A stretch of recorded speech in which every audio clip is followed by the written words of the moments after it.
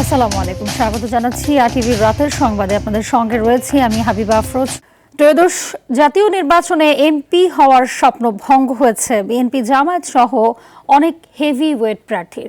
কক্সবাজার 2-এ জামায়াতের সহকারী secretary general Hamidur Rahman Azad, Bogura 2-এ নাগরিক ঐক্যের সভাপতি মাহমুদুর রহমান মান্না, ঢাকা 9-এ স্বতন্ত্র প্রার্থী তাসনিম জারা, কুমিল্লা 5-এ সিপিবির সাধারণ সম্পাদক আব্দুল্লাহ কাফি সহ অন্তত 100 জন রয়েছেন এই তালিকায়।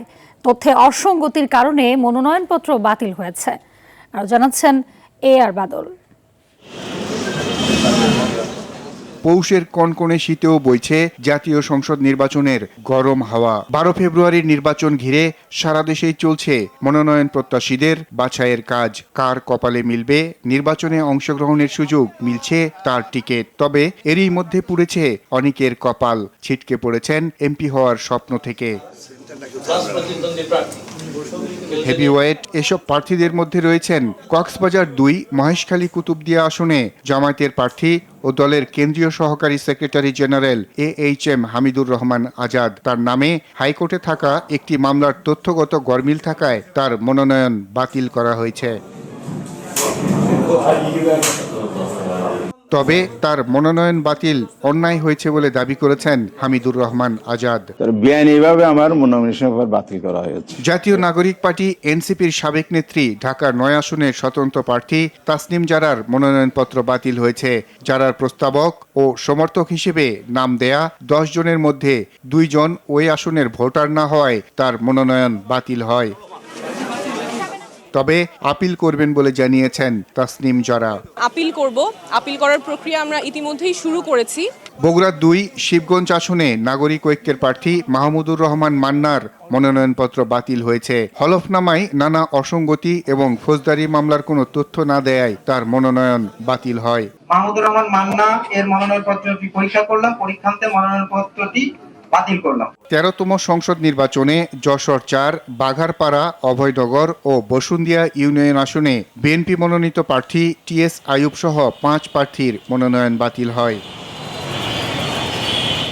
কুমিল্লা 5 বুড়িচং ব্রাহ্মণপাড়া আসনে স্বাক্ষর জটিলতায় বাংলাদেশ কমিউনিস্ট পার্টির কেন্দ্রীয় সাধারণ সম্পাদক আব্দুল্লাহ আল কাফির মনোনয়ন বাতিল হয়েছে। বাতিল হওয়া প্রার্থীরা 9 জানুয়ারির মধ্যে আপিল করতে পারবেন। 13তম জাতীয় সংসদ নির্বাচনে এবার 300 আসনের বিপরীতে সংসদ সদস্য হওয়ার স্বপ্ন দেখেছেন 2582 জন। আর বাদল, RTV, ঢাকা। এদিকে ঢাকার 20টি আসনের মধ্যে ঢাকার 17 আসনে বিএনপির ভারপ্রাপ্ত চেয়ারম্যান তারেক রহমান এবং 15 আসনে জামায়াতের আমির ডাক্তার শফিকুর রহমানের মনোনয়ন বৈধ ঘোষণা করা হয়েছে। বিএনপি প্রার্থীরা নির্বাচনী পরিবেশ নিয়ে সন্তুষ্টি প্রকাশ করলেও লেভেল প্লেইং ফিল্ড নিয়ে শঙ্কা জানিয়েছেন জামায়াত ও এনসিপির প্রার্থীরা। আরও জানাচ্ছেন শামীম চৌধুরী। ঢাকা জেলা ও মহানগর মিলে 20টি আসনে মনোনয়ন জমা দিয়েছে মোট 253 জন। 3টে ভাগে চলছে যাচাই বাছাই।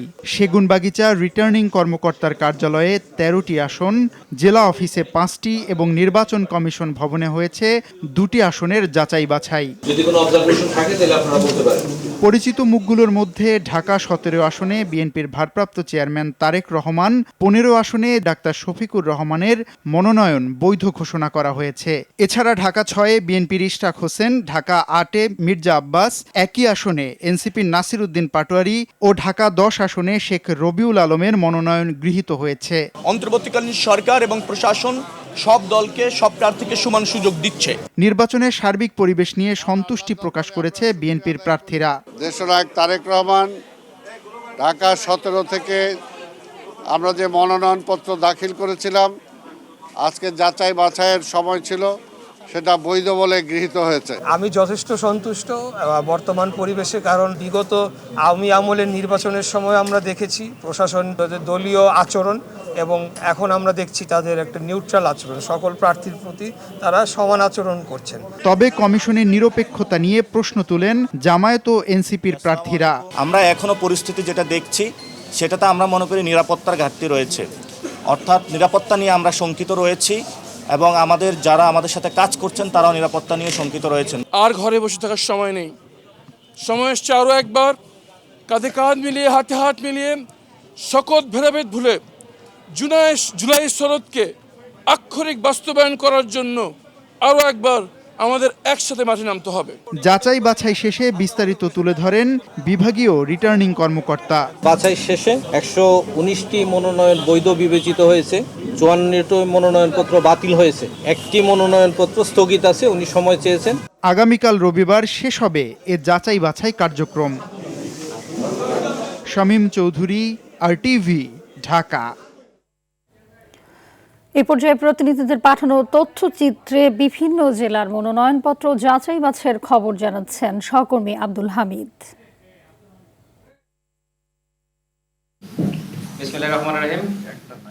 আসন্ন জাতীয় সংসদ নির্বাচনে প্রতিদ্বন্দ্বিতা করতে মনোনয়নপত্র দাখিল করেছেন দেশের বিভিন্ন আসনে সম্ভাব্য প্রার্থীরা। বেশিরভাগ জেলায় যাচাই বাছাই শেষে প্রার্থীদের নাম ঘোষণা করেছেন রিটার্নিং কর্মকর্তারা। বগুড়ায় বিএনপির ভারপ্রাপ্ত চেয়ারম্যান তারেক রহমান সহ 7টি আসনে 26 প্রার্থীর মনোনয়নপত্র বৈধ ঘোষণা এবং 12 জনের মনোনয়ন বাতিল করেছে জেলা রিটার্নিং কর্মকর্তা। আপনাদের সঙ্গে আমরা আছি। ঠাকুরগাঁও 1 আসনে বিএনপি মহাসচিব মির্জা ফখরুল ইসলাম আলমগীরের মনোনয়নপত্র বৈধ ঘোষণা করা হয়েছে। নেত্রকোনা 1 আসনে বিএনপি মনোনীত ব্যারিস্টার কায়সার কামালের মনোনয়ন বৈধ ঘোষণা করেছেন জেলা রিটার্নিং কর্মকর্তা। টাঙ্গাইল 5 আসনে বিএনপি প্রচার সম্পাদক সুলতান সালাউদ্দিন টুকু, টাঙ্গাইল 2-এ বিএনপির ভাইস চেয়ারম্যান আব্দুল সালাম পিন্টুর মনোনয়ন বৈধ ঘোষণা করেছে জেলা রিটার্নিং কর্মকর্তা। দিনাজপুরে মনোনয়নপত্র যাচাই বাছাই শেষে সদর 3-এ প্রয়াত সাবেক প্রধানমন্ত্রী বেগম খালেদা জিয়ার আসনে দলটির বিকল্প প্রার্থী সৈয়দ জাহাঙ্গীর আলমের মনোনয়নপত্র বৈধ ঘোষণা করা হয়েছে। নথিতে ভুল থাকায় মেহেরপুর 1 আসনে বিএনপির বিদ্রোহী প্রার্থী অ্যাডভোকেট কামরুল হাসান, বিএনপির নেতা আমিরুল ইসলাম এবং জেলা বিএনপির সাংগঠনিক সম্পাদক রোমান আহমেদ সহ 5 প্রার্থীর মনোনয়ন বাতিল হয়েছে। তবে এই আসনে নির্বাচনের বৈধতা পেয়েছেন বিএনপির সমর্থিত প্রার্থী মাসুদ অরুণ। লালমনিরহাট জেলা প্রশাসকের কার্যালয়ের সম্মেলন কক্ষে চলছে হলফনামা যাচাই বাছাই কার্যক্রম। এ পর্যন্ত একজনের মনোনয়নপত্র অবৈধ ঘোষণা করা হয়েছে। এখানে আমরা আবেদনপত্র পেয়েছি 10টি, জমা পড়েছে 9টি, একটি জমা পড়ে নাই। বিভাগীয় নগরী রংপুরে 3য় দিনের মতো চলছে মনোনয়ন যাচাই বাছাই। রংপুর 5 আসনে 11 জনের মধ্যে 9 জনের প্রার্থিতা বৈধ ঘোষণা করা হয়েছে। সকলে সম্মিলিতভাবে কাজটি করেছি। সরকারের বিভিন্ন বিভাগ থেকে কর্মকর্তাগণ এখানে উপস্থিত ছিলেন, আইন শৃঙ্খলা বাহিনীর সদস্যগণ এখানে উপস্থিত ছিলেন। বরিশালে বাছাইয়ের 3য় দিনে 6 জনের মনোনয়ন বাতিল ঘোষণা করেছেন রিটার্নিং কর্মকর্তা। এছাড়া অসঙ্গতি থাকায় 10 প্রার্থীর মনোনয়ন স্থগিত করা হয়েছে। ময়মনসিংহে 11টি সংসদীয় আসনের মধ্যে 4টি আসনে যাচাই বাছাই চলছে। বাকি 7টি আসনে 8 জনের মনোনয়ন অবৈধ ঘোষণা করেছেন জেলা রিটার্নিং কর্মকর্তা। 12 ফেব্রুয়ারি নির্বাচন একটি ঐতিহাসিক নির্বাচন অনুষ্ঠিত হবে। মনোনয়নপত্র বাছাইয়ের 3য় দিনে শরীয়তপুর 3 আসনে 1 জনের মনোনয়ন বাতিল ও 3 জনের মনোনয়ন বৈধ ঘোষণা করা হয়েছে। সিরাজগঞ্জে মনোনয়নপত্র যাচাই বাছাইয়ে 6টি আসনের মধ্যে 3টি আসনে মনোনয়ন যাচাই বাছাই করা হয়েছে, যেখানে 19 প্রার্থীর মধ্যে 6 জনের মনোনয়ন বাতিল করা হয়েছে। নড়াইল 1 ও নড়াইল 2 আসনে মোট 24 প্রার্থীর মধ্যে 9 জনের মনোনয়ন বৈধ ঘোষণা করা হয়েছে। বরগুনার 2টি সংসদীয় আসনে 18 জন প্রার্থীর মধ্যে 5 জনের মনোনয়নপত্র বাতিল করেছেন রিটার্নিং অফিসার তাসলিমা আক্তার। ঝালকাঠি জেলার 2টি আসনে বিএনপি জামায়াত স্বতন্ত্র মিলিয়ে 13 জনের মনোনয়নপত্র বৈধ ঘোষণা করা হয়েছে, বাতিল করা হয়েছে 8 জনের। মনোনয়নপত্র যাচাই বাছাই শেষে গোপালগঞ্জের 3টি আসনে 9 প্রার্থীর মনোনয়ন বৈধ ঘোষণা করা হয়েছে, বাতিল হয়েছে 4 জনের। এসব সিদ্ধান্তের বিরুদ্ধে সম্ভাব্য প্রার্থীরা কমিশনে আপিল দায়ের করতে পারবেন 5 থেকে 9 জানুয়ারির মধ্যে।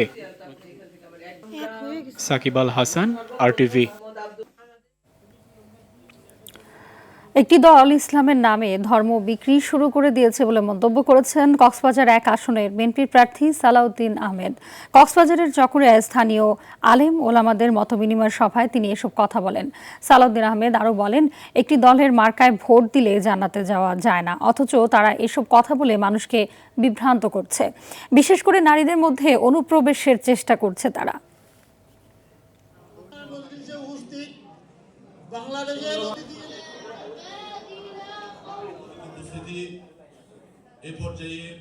যারা আলেম সমাজের উপকারের জন্য আলেম সমাজের অর্থনৈতিক সমৃদ্ধির জন্য, সামাজিক মর্যাদা বৃদ্ধির জন্য কোনো পরিকল্পনা না দিয়ে শুধু শুধু ইসলামের দোহাই দিয়ে ধর্ম বিক্রি করা শুরু করেছে, সেটা আপনাদেরকে দেখতে হবে।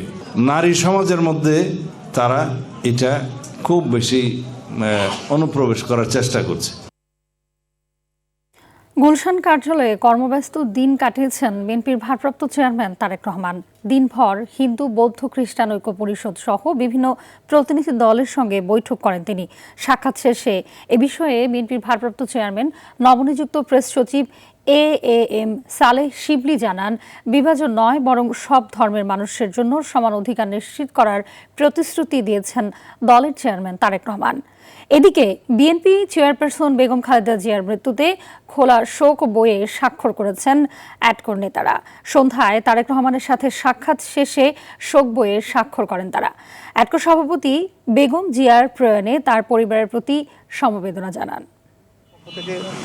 দেশনেত্রী বেগম খালেদা জিয়া যেভাবে বাংলাদেশের জাতীয়তাবাদের প্রতি তার যে একনিষ্ঠ অবস্থান ছিল, সেটা যেমন তিনি ব্যক্ত করেছেন, তাদের প্রতি সুবিচার এবং তাদেরকে সত্যিকার অর্থে বাংলাদেশের নাগরিক হিসেবে যে সম অধিকারের যে প্রত্যাশা ছিল, সেটিকে তিনি একেবারে খুবই উচ্চ পর্যায়ে সেটিকে রক্ষা করেছেন এবং তারা আমাদের ভারপ্রাপ্ত চেয়ারম্যান জনাব তারেক রহমানের কাছ থেকে সেটি ধারাবাহিকতা প্রত্যাশা করেছেন।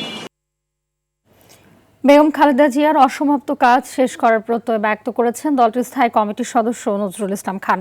দলটির সিনিয়র যুগ্ম মহাসচিব রুহুল কবির রিজভী বলেন, জনগণকে ফ্যাসিবাদী দুঃশাসনের মুখে লড়াই করতে শিখিয়েছেন বেগম জিয়া।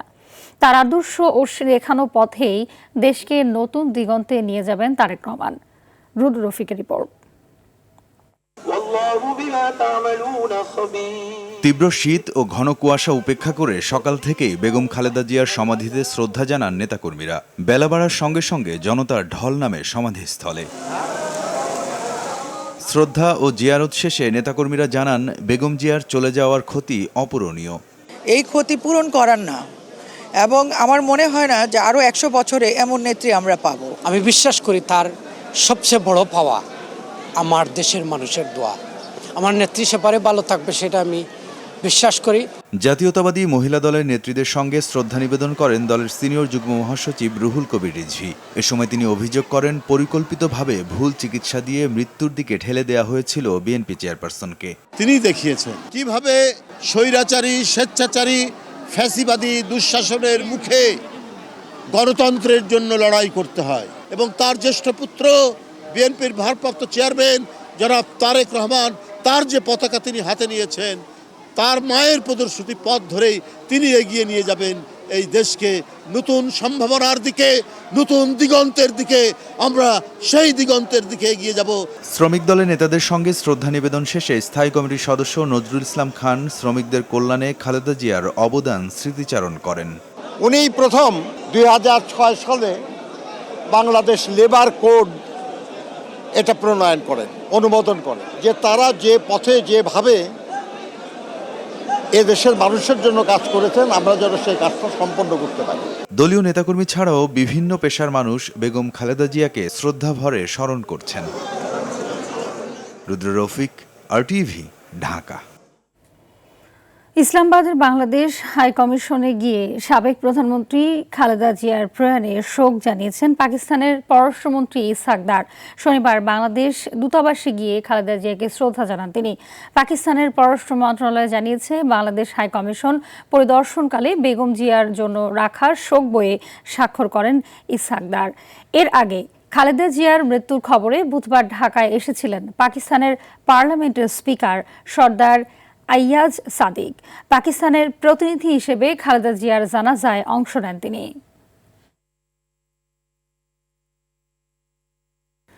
বছরের শুরুতেই তরলকৃত পেট্রোলিয়াম গ্যাসের দামে পুড়ছে ভোক্তার পকেট। রাজধানী সহ দেশের বিভিন্ন অঞ্চলে সিন্ডিকেটরদের অস্বাভাবিক মূল্য বৃদ্ধি ও সরবরাহ সংকটের কারণে চরম ভোগান্তিতে পড়েছেন ভোক্তারা। বাংলাদেশ এনার্জি রেগুলেটরি কমিশনের সর্বশেষ ডিসেম্বর মাসে 12 কেজি সিলিন্ডারের খুচরা মূল্য 1253 টাকা নির্ধারণ করলেও বাজারে এর কোনো প্রতিফলন নেই। বিক্রি হচ্ছে 1,500 থেকে 2,000 টাকায়, কোথাও কোথাও এর চেয়েও বেশি দামে। মোহাম্মদ সাহেবের রিপোর্ট। বাসাবাড়িতে রান্নার কাজে সবথেকে বেশি ব্যবহৃত হয় 12 কেজি সিলিন্ডারের এলপিজি গ্যাস, যা বছরের শুরুতেই এক লাফে 1.5 গুণ বৃদ্ধি পাওয়ায় বিরূপ প্রভাব পড়েছে নগর জীবনে। 2000 টাকা দিয়ে সিলিন্ডার কিনে আনতে হইতাছে, আগে 1500 টাকা ছিল, 500 টাকা আরো বাড়াইছে। এই জায়গায় বাচ্চা হলো আমরা কেমনে খামো আর কেমনে কি করবো? সিলিন্ডার গ্যাস এই 3 দিন আগেও 1400 টাকা ছিল, আজকে 2 দিনের মাথায় মনে করেন যে আজকে 1900 টাকা সিলিন্ডার আনছি। কিল্লিকে বাড়ছে এটা একমাত্র আল্লাহই কইতারে, আমরা তো আর কইতারি না। সরবরাহের তুলনায় কয়েক গুণ বেশি চাহিদা থাকায় মূল্য বৃদ্ধির কারণ বলে জানিয়েছেন পরিবেশকরা। কোম্পানি ওই দিক দিয়ে আমাদেরকে গ্যাস দিতে পারতেছে না, এদিক দিয়েও 2-4টা যদি আনি তাহলে মানুষ আসে হুমড়িকায়া পড়ে। মহালের ভিতরে আজকে আমি 3-4 দিন দিতে পারতেছি না। এখন হয়তো আগে 4-5 টাকা আসছে, হয়তো 1500 টাকা বিক্রি করতে পারি, এরকম হতে পারে। দেখা যায় 1400 টাকা কিনছি, 1500 টাকা বিক্রি করছি। সরকারের বেঁধে দেওয়া মূল্য 1253 টাকা হলেও কোম্পানি বিক্রি করছে 1329 টাকায়। এর উপরে পরিবহন খরচ ও আনুষঙ্গিক ব্যয় মেটাতেই ডিলার পর্যায়ে 1500 ও খুচরা পর্যায়ে আরও বেশি মূল্যে বিক্রি করতে হচ্ছে দাবি বিক্রেতাদের। কোম্পানি এখন দেখা যাচ্ছে আমরা সর্বশেষ যেটা একবার ওমারের একটা ফি অর্ডার করছি 1329 টাকা করে ফি অর্ডার করছি। এখানে সর্বনিম্ন 1500 টাকা বিক্রি করলেও আমাদের পোষায় না। আর এখন আমরা তো টাকা তো বড় কথা না, এখন আমরা মানুষকে কারণ অনেকেই আসি আমরা সাইনবোর্ড লাগাই দিচ্ছি, গ্যাস দিতে পারতেছি না। এদিকে জানুয়ারি মাসের জন্য এলপিজির দাম আগামীকাল রোববার ঘোষণা করবে বাংলাদেশ এনার্জি রেগুলেটরি কমিশন। নগরবাসীর দাবি সাধ্যের মধ্যে রাখা হবে এলপিজির দাম। মোহাম্মদ সায়েম, আরটিভি, ঢাকা। যশোরের শঙ্করপুর এলাকায় দুর্বৃত্তদের গুলিতে আলমগীর হোসেন নামে এক বিএনপির নেতা নিহত হয়েছেন। নিহত আলমগীর হোসেন যশোর পৌরসভার 7 নং ওয়ার্ড বিএনপির যুগ্ম সাধারণ সম্পাদক ছিলেন। পুলিশ ও স্থানীয়রা জানায়, আলমগীর হোসেন শঙ্করপুর এলাকায় নয়ন কাউন্সিলরের অফিসের সামনে পৌঁছলে অজ্ঞাতনামা একদল দুষ্কৃতিকারী তাকে লক্ষ্য করে গুলি ছোড়ে। গুলিটি তার মাথার বাম পাশে বিদ্ধ হয় এবং তিনি রক্তাক্ত অবস্থায় মাটিতে লুটিয়ে পড়েন। এ সময় স্থানীয়রা দ্রুত উদ্ধার করে যশোর জেনারেল হাসপাতালে নিলে কর্তব্যরত চিকিৎসক তাকে মৃত ঘোষণা করেন। হবিগঞ্জে বৈষম্য বিরোধী ছাত্র আন্দোলনের হবিগঞ্জ জেলার সদস্য সচিব মাহাদি হাসানকে গ্রেপ্তার করেছে পুলিশ। হবিগঞ্জের পুলিশ সুপার মোসা ইয়াসমিন আক্তার জানান, সন্ধ্যায় হবিগঞ্জ শায়েস্তানগর এলাকার একটি বাসা থেকে তাকে আটক করে ডিবি পুলিশ। পরে তাকে হবিগঞ্জ সদর মডেল থানায় গ্রেপ্তার দেখানো হয়। তবে কোন মামলায় গ্রেপ্তার দেখানো হয়েছে সেটি এখনও নিশ্চিত করেনি তিনি। এদিকে মাহাদিকে গ্রেপ্তারের প্রতিবাদে সদর থানার সামনে জড়ো হন বৈষম্য বিরোধী নেতারা। থানা ফটকে বিক্ষোভ করেন তারা। তরুণদের ব্যবসায়িক নানা উদ্ভাবন নিয়ে অনুষ্ঠিত হলো 3 দিন ব্যাপী আন্ডারগ্রেড স্টার্টআপ চ্যালেঞ্জ। বিকেলে ব্র্যাক বিশ্ববিদ্যালয় অডিটোরিয়ামে ব্র্যাক বিশ্ববিদ্যালয় এন্টারপ্রেনারশিপ ডেভেলপমেন্ট ফোরামের আয়োজনে এটি অনুষ্ঠিত হয়। চূড়ান্ত পর্বে মোট 8 প্রতিযোগী দল অংশগ্রহণ করে। এতে নিজেদের উদ্ভাবিত নানা ভাবনা ও ধারণা নিয়ে প্রেজেন্টেশন উপস্থাপন করেন প্রতিযোগীরা। অনুষ্ঠান শেষে 3টি দলকে পর্যায়ক্রমে বিজয়ী ঘোষণা করা হয়। পরে তাদের হাতে ক্রেস্ট, সার্টিফিকেট সহ বিভিন্ন পুরস্কার তুলে দেওয়া হয়। অনুষ্ঠানে ব্র্যাক বিশ্ববিদ্যালয়ের শিক্ষক, শিক্ষার্থী সহ বিশিষ্ট ব্যক্তিরা উপস্থিত ছিলেন। যুক্তরাষ্ট্রের সেনাদের হাতে আটক হওয়া ভেনেজুয়েলার প্রেসিডেন্ট নিকোলাস মাদুরো ও তার স্ত্রী মার্কিন যুদ্ধজাহাজে রয়েছেন। তাদের নিউ ইয়র্কে আনা হচ্ছে। সংবাদ মাধ্যম ফক্স নিউজকে শনিবার এই তথ্য জানিয়েছেন মার্কিন প্রেসিডেন্ট ডোনাল্ড ট্রাম্প। তিনি বলেছেন, প্রথমে হেলিকপ্টারে করে তাদের প্রাসাদ থেকে বের করে আনা হয়, এরপর ইউএসএস ইও জিমা যুদ্ধজাহাজে করে তাদের নিউ ইয়র্কে নেওয়া হচ্ছে। এদিকে ধ্বংসাত্মক ডিভাইস রাখা ও মাদক সন্ত্রাসের দায়ে মাদুরোর বিচারের ঘোষণা দিয়েছেন যুক্তরাষ্ট্রের অ্যাটর্নি জেনারেল প্যাম বন্ডি। সামাজিক মাধ্যম এক্সে তিনি জানিয়েছেন, নিউ ইয়র্কের দক্ষিণ ডিস্ট্রিক্ট আদালতে ইতোমধ্যেই মাদুরো তার স্ত্রীর বিরুদ্ধে অভিযোগ দায়ের করা হয়েছে। খুব শিগগিরই তাদের যুক্তরাষ্ট্রের মাটিতে কঠোর বিচারের মুখোমুখি করা হবে।